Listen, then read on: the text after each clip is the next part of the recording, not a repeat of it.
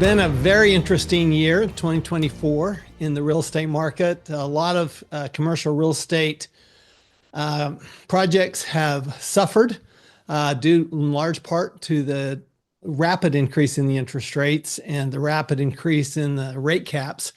And we thought maybe we'd get big rate reductions. We got one earlier this fall, and then an indication that the Fed isn't expecting significantly lower rates next year. So today we're going to get out a crystal ball. We have somebody with a crystal ball, Bronson Hill, and we're going to see what's likely or what's possible in 2025. So Bronson, welcome to the Wealthability Show.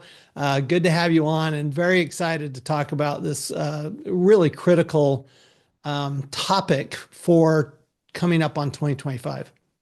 Hey, Tom, I'm really excited to be here. Really looking forward to talking with you. And my crystal ball is broken, but I do have some thoughts, and I'd love to share and be able to have a conversation about it. So let's jump in. All right, I appreciate that. So, Bronson, start by just giving us a little of your background and what you do. Yeah, so I was a well-paid medical sales professional. I did that for 10 years, was in surgery in the OR, working with heart surgeons, enjoyed it. I didn't have control over my time, and that's really, people say they want financial freedom, but really for me, it was about time freedom. And so I learned about real estate, started investing in single family. It didn't really allow me to get to my goals quickly enough. And so I found more about multifamily, larger deals that are 100 units or more, started raising capital for real estate and for other types of business deals. And now 6 years later, raised about 45 million, quit my great corporate job, and I have freedom of time. So it's been great. There's been some challenges on the way, as I'm sure we'll talk about, but it's just been a great ride to learn about helping people with financial freedom. So your specialty is multifamily? That's really where we started. We have about 2,500 multifamily units. Really, we've done a fair amount in that space, and we've also done some stuff the last couple of years in cash flowing businesses. Just because that's the thing in real estate where we had cash flow, and it's been harder to find cash flow for people, which really is, I think, the most important thing when someone's looking to quit a job or to retire. It's like, where's the cash flow? How am I going to cover my rent or my house payment or my insurance? And so my book, Fire Yourself, behind me here, I talk a lot about cash flow. And so we shifted to do a little bit more of that. We are getting back into multifamily the last 3 to 6 months. We've been buying quite a bit more, and we're really excited about the prospects for 2025. Yeah, so let's get into it. Let's talk about 2025. That's why we're here. Sorry to hear your crystal ball's broken. I mean, I totally was expecting it would be in full force, but we'll take whatever you've got, because with the amount of work you do in commercial real estate, particularly multifamily, we would like to hear your thoughts on this. So, first of all, what's happening with interest rates? Let's start right there, because we got a 0.5% cut, then we just got a 0.25% cut, but the Fed said not much more is coming. And on top of that, and this is kind of the second part of the question, Fed reduced its interest rates, but mortgage rates actually went up. So first of all, tell us what you think is going on in the interest rate world. And then let's talk about, if you would, what's happening in the mortgage rate world, because it seems to be a different world than the interest rate world. Yeah, well, it's interesting. They are related. They're not exactly completely correlated. And when the Fed says, "Hey, we're gonna lower rates," and then they say, "But that's probably all we're going to do," what the market hears is, "Oh, that's it. We were expecting a lot more." And so these long-term rates tend to go higher. So it is interesting. Interest rates are very interesting. It doesn't always mean when rates go down, real estate valuations go up. That's kind of what we've seen typically as rates have come down the last 30, 40 years. Valuations have gone up for most real estate, almost all real estate. But there was a time, it's happened multiple times, but in the late 70s, early 80s, when rates were rising very quickly, rates grew substantially and real estate values went up. So sometimes it doesn't necessarily mean that lower or higher rates, are exactly what's going to happen. Now, you naturally would think if the cost of money, interest rates go down, real estate generally goes up. But one of the bigger pictures I like about multifamily real estate in particular, and other forms of real estate, but especially multifamily, is that we know based on studies that we're short between, depending on which study you look at, between 1 and 7 million apartment or housing units in the U.S. So if that's the case, we've really slowed down on building. There's some places where deliveries are coming online, but places such as Dallas, Texas, Charlotte, North Carolina. We're seeing in these markets, discounts to where we were at the peak 2, 3 years ago of pricing. We're seeing discounts of 15 to 30+% in these booming markets that have only continued to grow, where there's population growth, job growth, income growth. So I think that the underlying fundamentals of multifamily are great. And I think that another thing too that you brought up, Tom, is that people have had some real challenges with multifamily, particularly with bridge debt. We had a couple of bridge debt deals we had some real trouble with, and some people have, as investors have either lost money or they haven't cash flowed the way they want. So people are generally more skittish. We had deals several years ago. We were one of 30 plus offers at the table, right? So whenever you're one of 30 plus offers, you're never going to get the best deal. You're never going to, as a buyer, it was really a seller's market. Well, now there are opportunities, and there are things that, again, we have the underlying demand is there. It's just to buy again. I personally, I would rather buy at a higher interest rate, and potentially see the rates come down. Of course, the Fed. I think the more we know about the Fed is that they can shift course pretty quickly. When they said, "Oh, we're going to keep rates super low," very quickly within a couple months, they decided, "Oh, now we're going to raise rates." So the Fed is very dynamic, and they can kind of say that what they're going to do, and it can change very quickly. And so I like to look at more of the underlying fundamentals of saying, is this a great investment? Is there demand there? Is there growth in this specific market? Because real estate is not just, this is what real estate's doing. It's this specific market. Is there growth there? All the growth factors I mentioned. But I think it's a great opportune time now. Yeah, but I know you're going to be really positive and you're super hyped up because you're a real estate guy. Okay. But my job as the accountant is to actually slow that down a little bit and say, okay, let's look at the fundamentals here, because it's all about the fundamentals. I get that we still have a housing shortage. We still have a housing shortage, like you said, 1 to 7. I've heard 2 to 3, but there is some shortage clearly. That said, so let's look at what's the value of commercial real estate. Actually, it's the value of any business. And that is what you said, it's cash flow. And in real estate, we term that cap rate, right? So what is the cap rate? So cap rate, the way I look at cap rate is, if I were paying cash, what return would I expect on my investment? So when interest rates are low, that I probably expect a lower cap rate. And the reason I expect a lower cap rate is because I can't get more money somewhere else, right? So that means that I can get more money in real estate than I could, say, on a treasury bond or a treasury note. So therefore, I'm going to go to real estate, and and I'm going to pay more for the real estate. There's going to be more demand, right? Supply and demand of the real estate investment.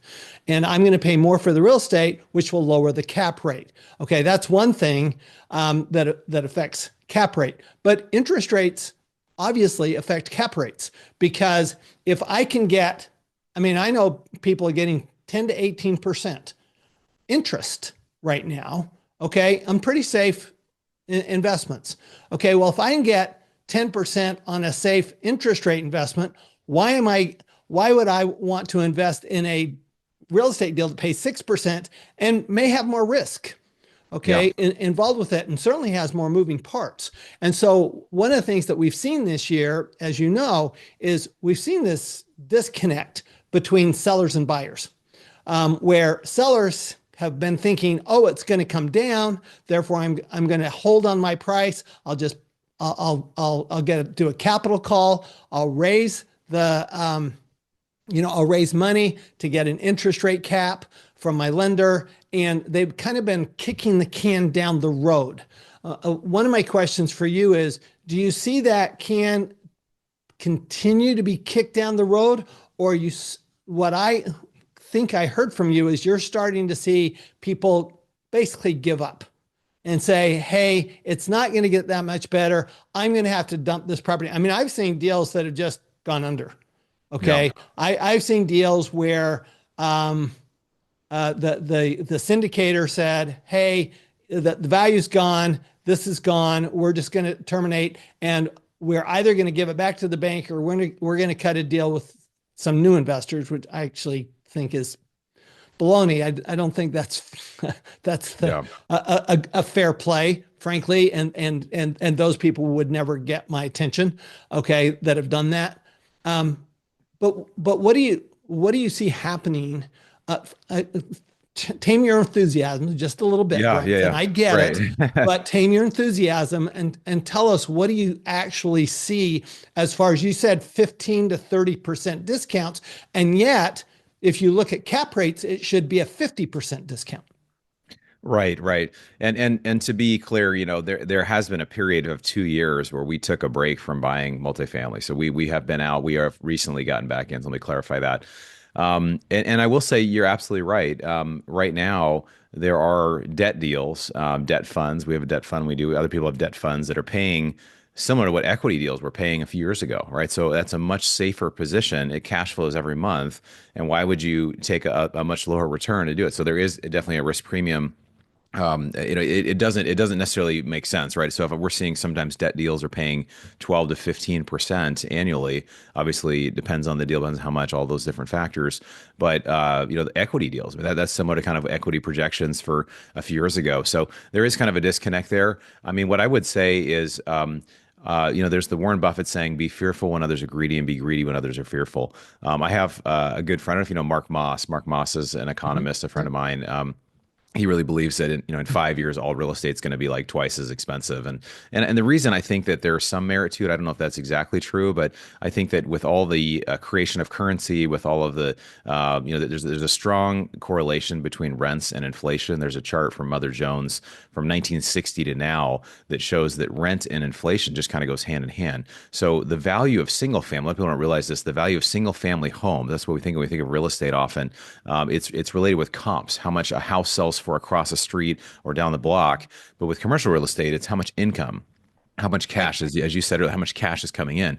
So if rents are substantially, if they do go up, that dramatically increases the value of a property. What you said about cap rates is also true, right? So cap rates, in general, we think they should generally be higher. They're not as high as we would like them to be, but again, for those discounts of 15 to 30%, there is a lot of pain in the market. And you were talking about this disconnect between buyers and sellers. We've been seeing that the last several years. Well, now people have been holding on sometimes for a couple of years. They have to sell, right? They have to sell at a loss. They've got to sell a loss to investors. We've seen some deals where we bought where they lost $5 million on the deal. The current group that's in there we're buying, right? So I think that I'm looking at multifamily has been a very in favor asset, and now I see it as a very out of favor asset. I will say this as well. It still does not offer the amount of cash flow that you'll see in other types of deals, such as oil and gas or private businesses. You mentioned cap rates. We're seeing mid-sized businesses, I mean, under 30 million that are selling. If you convert it to a cap rate, it would be a 30 to 35 cap rate versus a lot of multifamily real estate, which is a 5 to 7 cap rate. So again, for those listening, that's if you paid in cash, what percentage would your return be per year, right? So we're seeing for cash flow, there are still other things besides multifamily that look really great right now. With that said, I believe right now multifamily is a good long-term investment. I believe it's in, it may not be, again, we don't look at this quarter or necessarily just this year, but in 5 years and 10, down the road, is this going to be a great place to be Well, positioned? yeah, but as we know, real estate, it's all about when you buy it. That's Sure. what's critical, is when you buy it and the price you buy it at, and the price you buy it at is directly related to cap rates. Now, here's my question. Right now, what are you seeing interest rates on multifamily? It depends on the specific project. The ones that we've done, the rates typically, I honestly haven't looked, this week or anything, but they could be around, 6.5, 7.5%. There are Okay, so opportunities. okay, so six and a Yeah. half, 7.5%.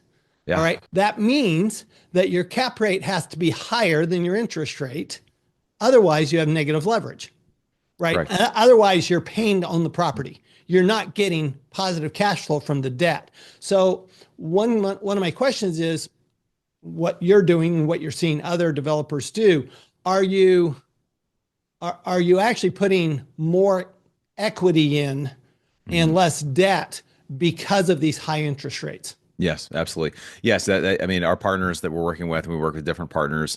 One example, yeah, we're instead of, 20% down, which is a more risky position, putting 30, 40, 45% down and actually buying the interest rate down, putting caps on it or buying it down to 4.75 or buying it low enough so that it does cash flow, right? So that requires more equity, and that just generally means lower returns, but it's a safer position. So, I mean, that's what we're seeing more of. Obviously, people are doing all kinds of different things. They're using fixed rate, they're using different things, but you're right. I mean, that negative. cash flow, especially if you're not putting enough down, is very, So, you so, know, yeah, so let me, so I got to dig into this. yeah, yeah, I'm just an accountant. Okay. sure. You're a So numbers guy. I'm a numbers guy. So I'm going, you're buying the interest rate down, which means you're paying for that, which means you're paying the same interest rate. I mean, you're not paying a different interest rate.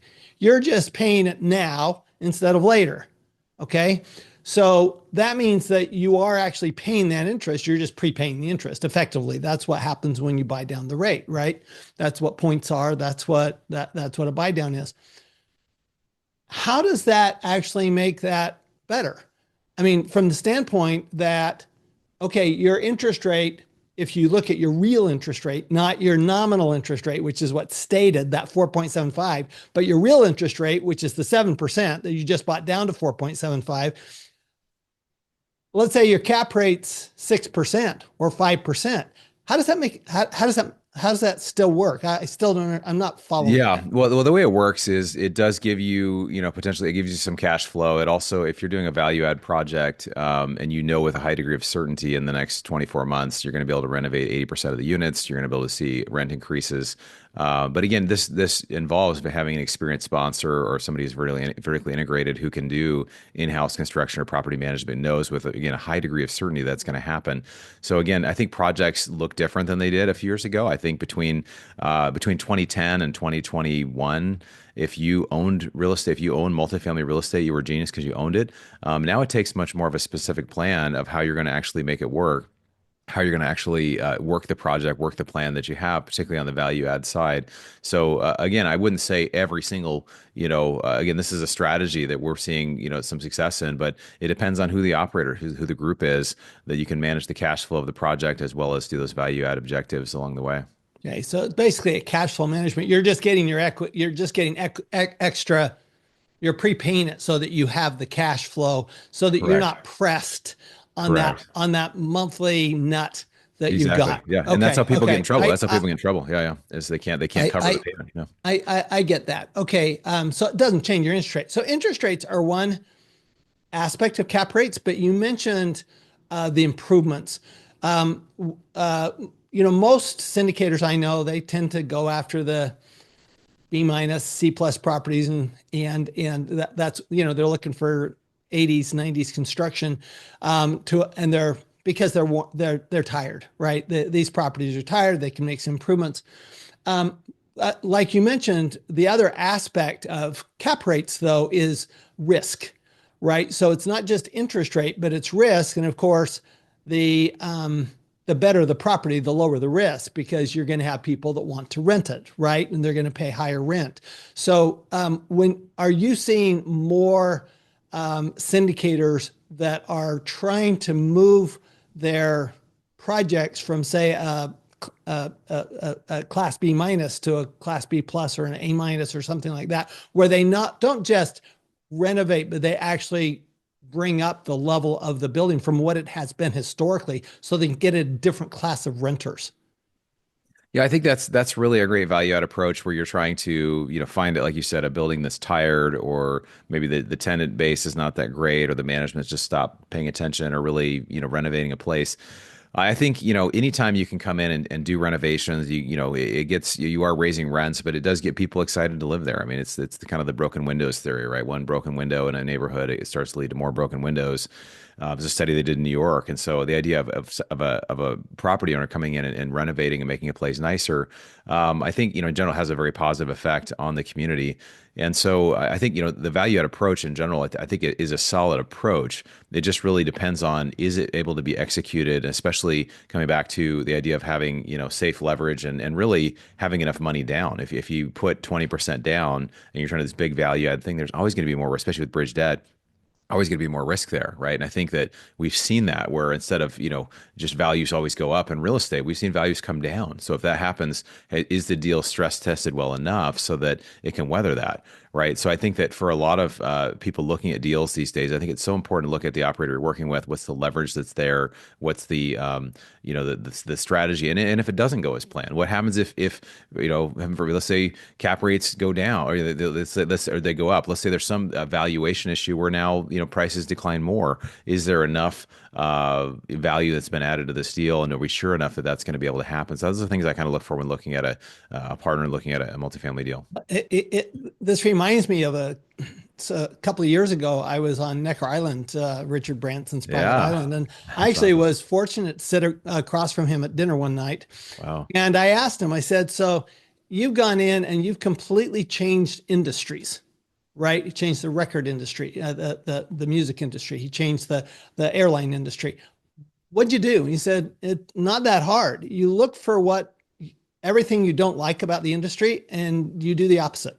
Right. And so Yeah, it sounds like that's what you're talking about. I mean, real estate's just a business. A business yeah, is a business. I found it interesting that you decided to look at mid-sized businesses when you're a real estate guy, when really a business is a business, right? Whether it's real estate or some other business, you just have to know the business really well. I mean, it's like I can go in and I can go buy a CPA firm and I know I'm going to make money. I mean, there's no risk to me yeah. if I buy a CPA firm. Whereas, you go in and buy real estate, you're going, okay, I know all the factors that I need to understand. What can I do differently than the previous operators did to add value to this? Does that make sense? Yeah, 100%. No, and that's really it. I mean, I think when it comes to a business, and that's why we like businesses as well, is I think is we're pretty over time we've gone from being multifamily or me being just a multifamily guy to like, well, let's look at some other stuff. What else is out here? And I think that there is a great time to buy multifamily. There's a great time to buy every kind of asset you can think of. It just depends on how much you got to have to pay for it, right? So I think that it depends really what problem. I know you work with a lot of people on tax strategy. If they're trying to solve a tax problem, well, there's investments like oil and gas and other types of things that really help without those issues. So I think that really finding the business or whether it is a multifamily business or it's a private or an e-commerce business like what we're doing, finding businesses that really make sense and trying to do it in a safe way, like you said, where you can reduce risk. So I think one great way to invest is an area that you have an edge, right? So we have an edge in multifamily real estate. We've also got an edge in some business side, especially with partners and making sure that we're doing it correctly. But you want to look and see just for the scenarios that you can put together, what's the likelihood of this going well or not going well? What is the primary risk? I talk about this in Fire Yourself. What is how are you going to make money on this? And what's the, one or two ways that are risks that you may lose money. And if you don't understand that, you haven't looked hard enough because every investment has risk. And so I think that being able to evaluate any investment is very important, and we talk about this in Fire Yourself, where it's putting through a funnel, right? Is this meet your specific goals, whatever problem you're trying to solve? Looking at the team, the operator, the values of them, and all that, and looking at the specific deal itself. And so I think it really does transfer over, and that's why I say multifamily investing is the gateway drug. A lot of people get started in it as investors, and then they go on to other things, right? Because it's like, oh, I could do this and whatever. It's very understandable once you understand how to evaluate a multifamily deal. You can understand other deals as well. Interesting. You mentioned Warren Buffett earlier, and I was watching a video of Warren Buffett and his partly partner Charlie Munger that was taped a few years or recorded a few years ago. And one thing he said, he goes, the problem most investors have is that they look at 35 businesses. He goes, you are lucky if you understand three and Mm, can find three good businesses in a lifetime. He says you'd be really lucky. And so the idea of this having 35 different businesses doesn't make any sense. So one of the things I'm hearing you say is that, hey, you've gotten really good at multifamily.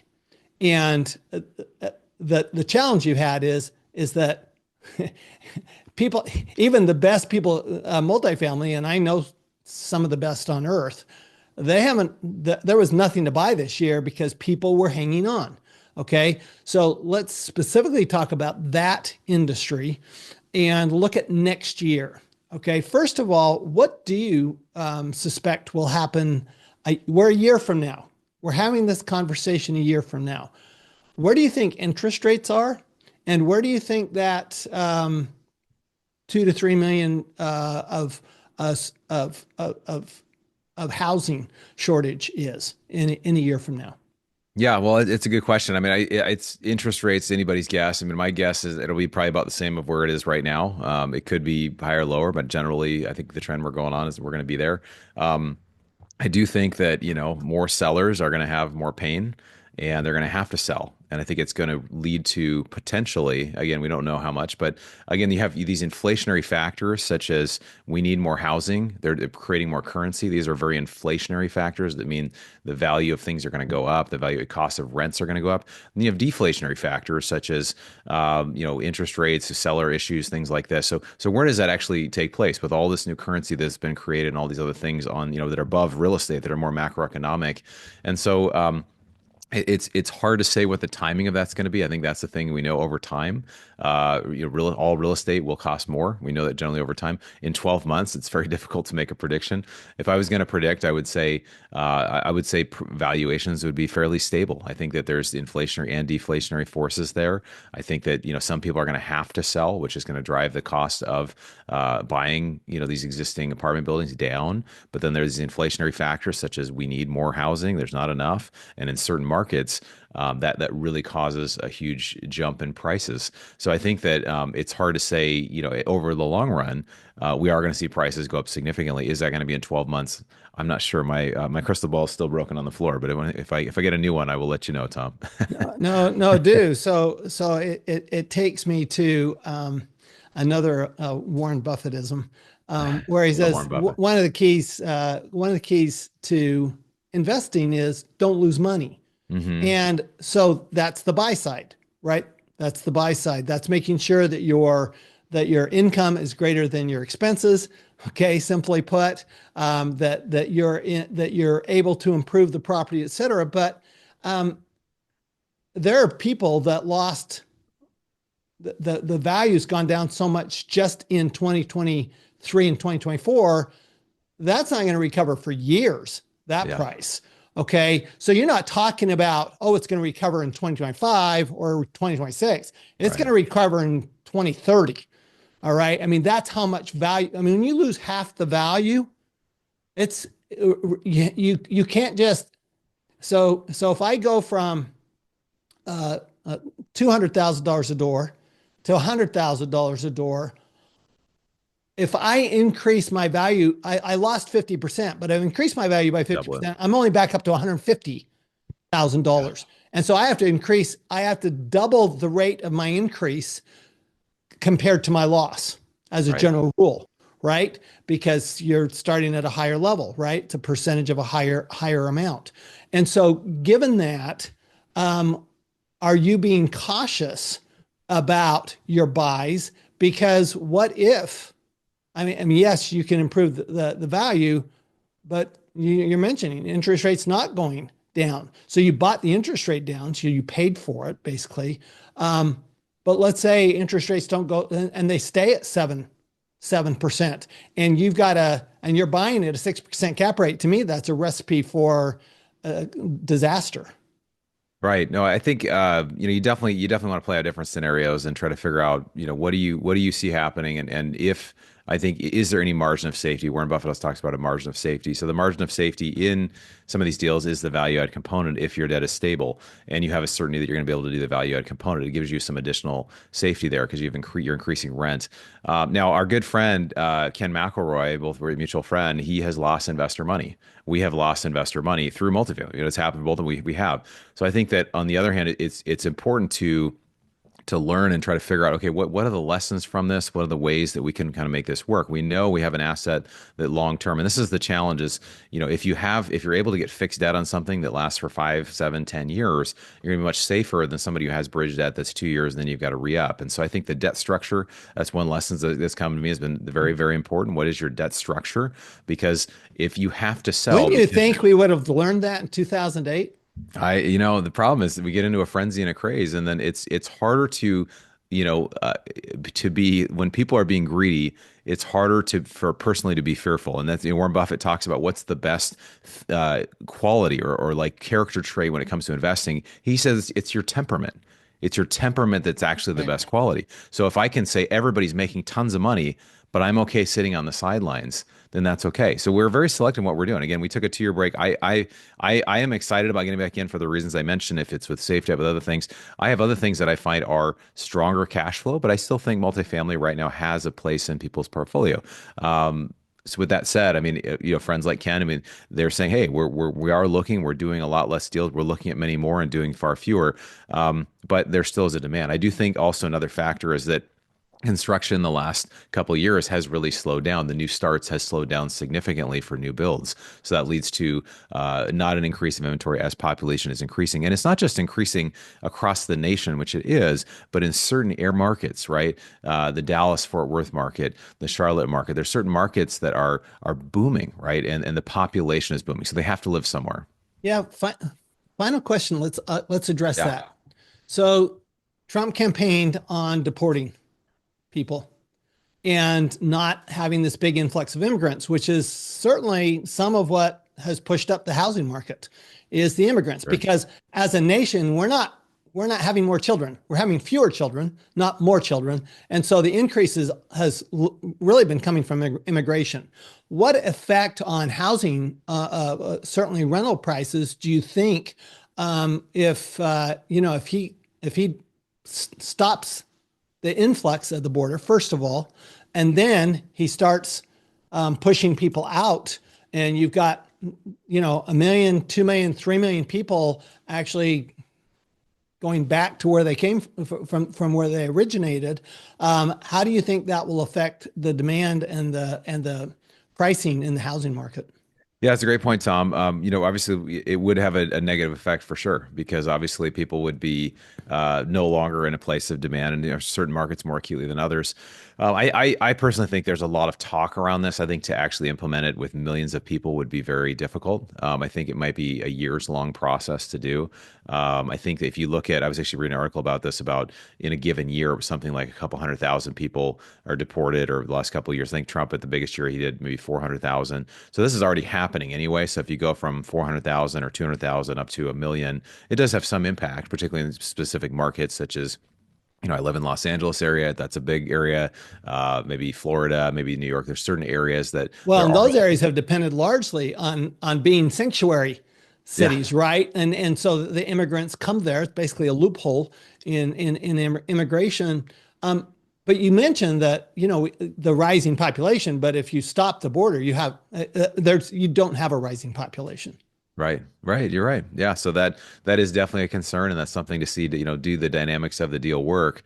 At current valuations, and even if rents do go down, you want to stress test it different ways. And again, this is one factor of many that are this is obviously something that would cause a devaluation or the prices to come down, but the other ones that cause the prices to go up. So I think it is definitely a consideration, something to consider, and it is a huge factor because.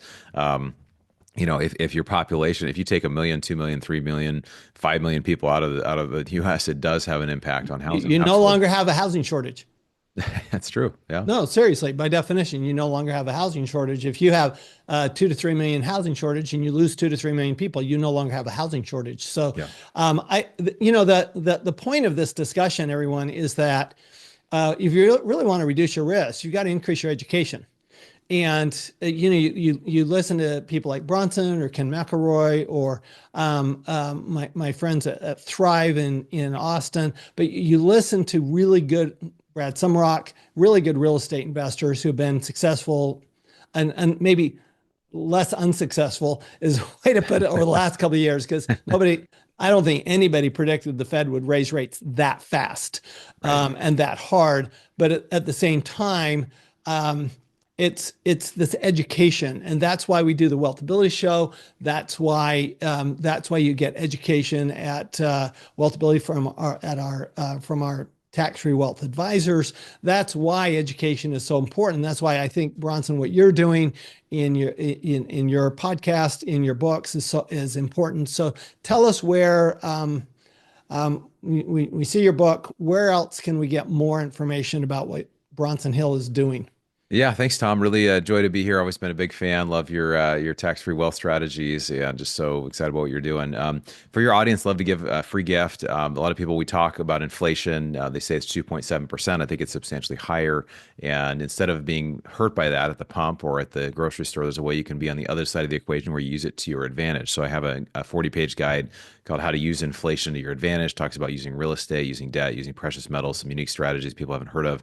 You can text the word inflation to 33777. It's the word inflation to 33777. That'll get you the guide and it'll kind of get you in touch with what we're doing and hear about our upcoming deals if people are interested in being in touch. Awesome. Thank you, Bronson. Thank you, everyone, for listening and watching the Wealth Ability Show. This is where we get great commentators like Bronson Hill on our show so that you can actually have less risk while you're making way more money and paying way less tax. We'll see you later. Thanks very much. This podcast is a presentation of Rich Dad Media Network.